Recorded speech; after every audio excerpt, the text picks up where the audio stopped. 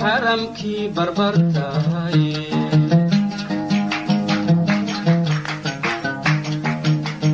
ارتي حريتاي براعة في ناديوي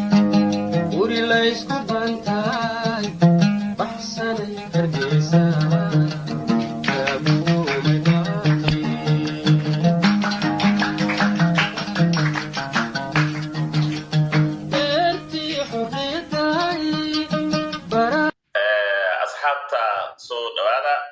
waxaan ku jirnaa barnaamijkeeni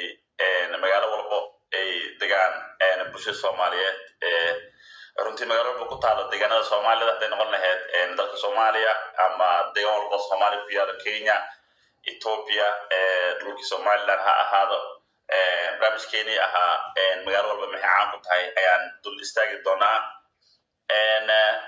maanta waxaan miiska noo saaran magaalada Hargeisa caasimadda Somaliland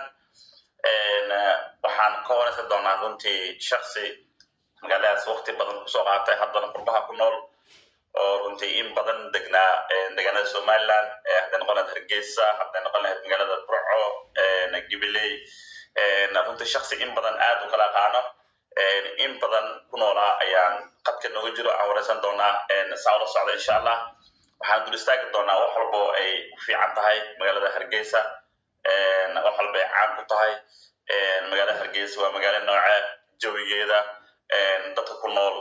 sidee u nool yihiin siday runtii u dhaqmaan maamulada haday noqon lahayd noloshooda qaab ganacsi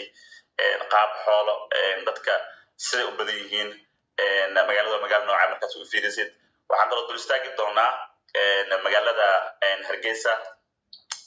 magaalooyinka ku xiran ama dariska la ah haday noqon lahayd gobol haday noqon lahayd magaalo waa kuwa magaalooyinkaas ayaka ah runtii naftooda oo u imaan doonaa marka waqtigooda la gaaro laakiin hadda waxaan istaagi doonaa magaalada Hargeisa oo la socda haddana waxaa qadka noogu jira Mawlid oo in badan saynay sheegay khibrad u leh kala garanayo magaalada Hargeisa Mawlid soo dhawow janaalka macalimu janaal horta waan dhawahay walaalo Mawlid waa lagu nacsan laakiin magaca cabdi baa la yiraahdaa walaalo waan dhawahay waan soo dhaweynaya adiga markaasay daawadayaashaada iyo dadka ku xiran page-kaaga ku xiran YouTube-ka ama santa aadna waa idin salaamaya dhammaan Mawlid Abdul soo dhawow waan dareemi karaa Mawlid aad u aqaanaa laakiin nanaysta waa runtii waa magac badan tahay ku ogahay soo dhawow kusoo dhawow janaalka waa maasan tahay mar labaad iyo mar saddexaad oo kusoo dhaweynayna waxaan rabay inaan ka wareysto magaalada Hargeisa runtii waan ognahay inay tahay caasimadda Somaliland taas runtii wax iska weydiin ma lahan qof kasta aqaano laakiin magaalada kow marka ugu horeysa waa magaalo nooce maxay caan ku tahay magaalada Hargeisa oo runtii marka Hargeisa la maqlo qofka ku soo dhici karo asdeedahay wallahi horta magaalada Hargeisa waa magaalo taariikhdeeda aad u faamin tahay gaar ahaan dhulka Soomaalida degto oo dhan macnaha way magaalooyinka caanka ah la degay magaalada qadiimiga ee taariikhda fog leh tahay oo ay ku jirtaa magaalada Hargeisa marka ay qofku la soo hadal qaado juratiga waxa ku soo dhacaysa macnaha horta astaamaha iyo magaalada meesha ay ku taalo ayaa ku soo dhacaysa macnaha waa dhul buuraley ku taala dhul buuraley way Hargeisa waxaana caan ku tahay had iyo jeer waxay caan ku tahay laba buurood oo la yiraahdo labada buurood oo kala ah asaab loo yiraahdo iyadoo dad wada buurayahay haddana markiiba labadaas astaanteeda markii magaalada caan marka qofka maskaxdiisa ku soo dhacaysa ama tegay ama markaasay ku noolaan jiray wax hore ka tegay marka cimiladeeda iyo jawigeedu inkastoo adduunku iminka iska kulaaday hase ahaatee oo cimilada adduunku isbedelayo cimilada adduunka ay kala mid tahay haddana waxa weeyaan waa jawi iska caadiya oo degan oo qabow waa dhul magarasay aan kulayn ahayn Hargeysa maaha kulayn joogaana waxa weeye waa dad nabad jecel oo aad u nabad jecel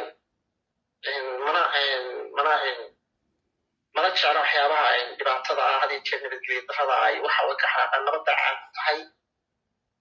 dadkana waa lagu soo dhaweeyaa had iyo jeer soomaalida wixii dhib wada mooyaane maxaa inkastoo soomaalidu kala siyaasada tahay oo xagga magarasaya siyaasadda ay ka imaanaysa istiijadu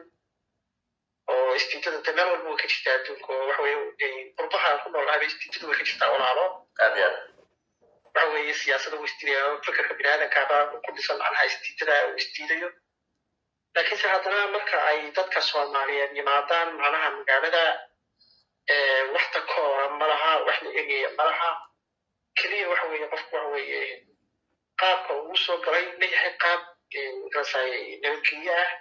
oo ku dhex joogaya ku dhex noolaya ku dhex ganacsan karaya ha waa taasuu magarasaya uu samayn karaya oo waxa weeye taa waa uu ku helayaa oo ku nagaanayaa waa lagu soo dhaweynayaa marka had iyo jeer waxa weeye waa magaaladii ilbaxnimada waa magaaladii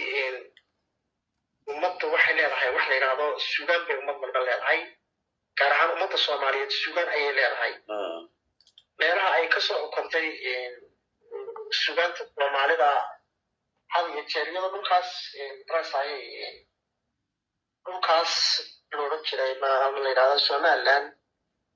protector loodhaa macnaha dadka jooga ay aad magarasayay sugaanta ugu wacan yihiin dhurinta sugaanta oo ay ka dhasheen abwaano aad u badan iyo dad fara badan oo taarikhyaana oo magarasayay kamid yahay ninkii loodhan jiray allah naxariiste rag badankiisa waa dhintay laakiinse walahi rag badan bay leeyihiin oo taarikhyaana iyo kelilka macnaha soomaalida kelilka degan dad isku xidhan weeye oo had iyo jeer magarasayay isu tallaabo soomaalida kale isaga dhow yihiin maxaa xitaa kuwa jirta marka la eego ta ayda mawlid marka hadda aan dul istaagno runtaad si fiican usoo koobtay taariikh ahaan taariikhda hargeysa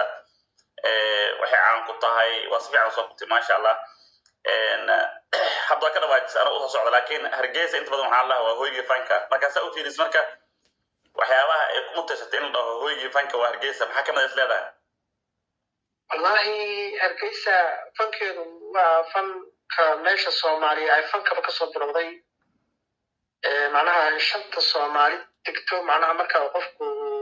hargeysa maqlo wuxuu soo xasuusanaya fankeeda ayuu soo xasuusanaya jugubdiba oo wuxuu oray waa hoygii murtida ayuu ku magarasaya kusoo dhacaysa maskaxdiisa magarasaya xilliyadii dagaaladii kala duwanaa ee ay galeen dadka magarasaya soomaalida ah ay la galeen ethiopia inta badan waxa weeye waxa la curinayo dadka ay curinayeen xilliyada qarnigii 19 oo kale waa waxay ugu darnayd waxay ahayd markii qarnigii 19 xilliyadeedii ay ahayd macnaha ethiopia markii lala dagaalamayay dhulka ethiopia ayaysato lagu dagaalamayay macnaha waxay ka galeen kaalinta ugu sarreysa ayay ka galeen macnaha xagga abaabulka sugaanta iyo curinteeda marka waxay caan ku yihiin waa dad magarasayay murti aad iyo aad u sarreysa had iyo jeer u sameeya soomaalida oo dhaxal u noqota had iyo jeer jiibasha dambe dhalan doona iyo kuwa hadda joogaba maasha allah marka inta badan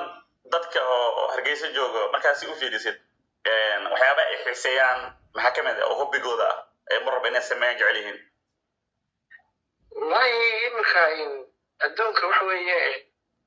dadku beriga horte waxbarashadu way ku hoos bay xagga waxbarashada aad bay xiiseeyaan iminka oo waa dad aad wax u barta waxbarashada jecel waad og tahay maalin walba jaamacadahooda waxa kasoo qanjinaya intaas oo arday intaas oo boqol arday anaha dadku waxay iminka aad u xiiseynayaan waa waxbarashada iyo aqoonta inay bartaan ay soo kiciyaan xagga aqoonta aad u soo kiciyaan shayga labaad ay ku yidhahdaan had iyo jeer waxa weeye waa nabadgelyada oo waxa weeye qofka askariga iyo qofka magarasaya somaliland ku noqonaya waxa weeyaan waa waxa weeye waa shaarka waa waxa weeye waa qofka iyo shaarkiisa oo kale isu yihiin macnaha askarigu waxa weeye waa ilaaliyaha nabadgelyada wey shacabka rabbi marka shacabka iyo askartu waxay isku xidhayeen maxaa kaa galay inaba si aan caadi ahayn anaa waxay ka shakiyaan oo kale hadii jeer inay markiiba report ka gudbiyaan isagoo qofku aan dareemaynin meelaha kale ka yimi marka qofka hadii jeer ay ka shakiyaan oo kale macnaha qofka markiiba report bay ka gudbinayaan macnaha qofka halkan jooga macnaha ma garan karno wuxuu yahay ma garatay marka hadii jeer waxay ilaaliyaan nabadgelyada dalka ay ilaaliyaan aad u fog uga feejignayno ay ka siman yihiin macnaha ciidan iyo madrasaya iyo shacba waxyaabaha kaleeto oo had magaalada Hargeysa marka la dhaho Hargeysa la dhaho meesha ku taalo marka la arko la qiimeeyo runtii isa sheegtay jawigeeda oo dhaxaad ah qaw ahayn kulal ahayn walow markaasi u fiilisad oo aad u istaagtay xagga cimilada in adduunka dhanba hadda isbedelay laakiin Hargeysa marka laga soo tago gobolka Hargeysa ka tirsan tahay magaciisa macalla magaalada Hargeysa gobolka ka tirsan tahay gobolka walaalo Hargeysa ay ka tirsan tahay marwada jeex baa la yiraahdaa marwada jeex marka la dhaho ma jiraan Hargeysa magaalooyin kale oo xuduud leedahay oo ku dhow oo ay ka caan ah absolutely waa xuduud weyn leedahay way sababtaa xakan waxay kala leedahay Ethiopia iyo xuduud kala leedahay tuulooyinka magarasay hoos yimaadaan degmooyinka hoos yimaada Hargeysa oo dhan intooda badan macnaha intii makadee lagu sameeyay qaarkood ay qaateen magarasay gobollo iyo yar baa jiro aan gobollo waaweyn ahayn laakiin soo koraya oo macnaha gobolnimo loo usii gobol xaadnaya laakiin waxay xuduud la leedahay oo kale waxa weeye kilka Soomaalida Ethiopia jigjiga ay xuduud la leedahay xagga wajaale marka loo rakaco iyo xagga magarasay gabiga marka loo kaco waxba kuma jirto caasimada jigjiga iyo caasimada Hargeysa jira isku dhaweeyeen macnaha waa ka madaxweynuhu markuu imaanayo Mustafa Maxamed Cagjar uu imaanayo gaariga soo kaxaysta waxa weeye diyaartu ma imaada Hargeysa ma sha Allah gaariga soo kaxaysta toos wuxuu soo maraa waxa weeye wajaale ku soo boodaa waayo wajaale iyo Hargeysa baa waxay marka la eego Hargeysa wajaale baa waxay jigjiga gabiga marka si la eego isku dhawaada may mawlid waa ma hasan tahay ugaas insha Allah wax badan ka faa'iidnay waxu soo laaban doonaa in badan marka aad baan ku salaamayaa ugu dambeyn asxaabta waa salaami kartaa inta ku taqaana kulliba waa salaamayaa dhammaan horta ummadda Soomaaliyeed degmada Soomaalida digto oo dhan waa salaamayaa barnaamijkan ama daawan doonta ama dhageysan doonta marka aad baan salaamay kulay Soomaalida afkaarta oo ku kala duwantay fikirka oo ku kala duwantay laakiin wax kale oo magarasay adaawadu ka dhaxeeya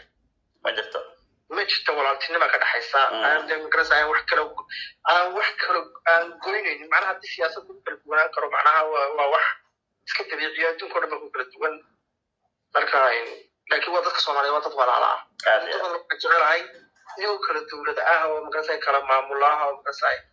magarasay ay isu naxariistaan oo ay isku tixgeliyaan isku qadariyaan isku talaabaan oo kala ganacsadaan isticmaalaan bulshada geeska Afrika waa Soomaalida ah oo walaalaha intaan kula dadaalmaya aadna waa idin salaamayaa aniga iga kula hadlayaa waxaan ka soo jeedaa gaar ahaan kilka ayaan ka soo jeedaa ase ahaatee xaggana waan deganahay macnaha waxaan ahay qof labadii faamilkayga qaybna xagga joogta marka waxa weeye dadkii macnaha waxa weeye xaggan inta gaari ka raacana xagga kala taga marka maxaa waxa weeye waa wax wacan weeye dadku walaalaha inay isdhexgalaan oo magarasay ay bartaan taariikhda magarasay Soomaalida iyo magarasay waxyaabaha ay wadaagaan inay bartaan way fiican tahay may waa maasanta insha Allah marka waa ku salaameynaa in badan aadna waa idin salaamaya dhammaan adiga iyo dadka asxaabtii iyo ehelkiisa sidoo kale waa maasanta insha Allah thank you Bustandara kumaydan bidansiga kan jacalka haramkii barbartahay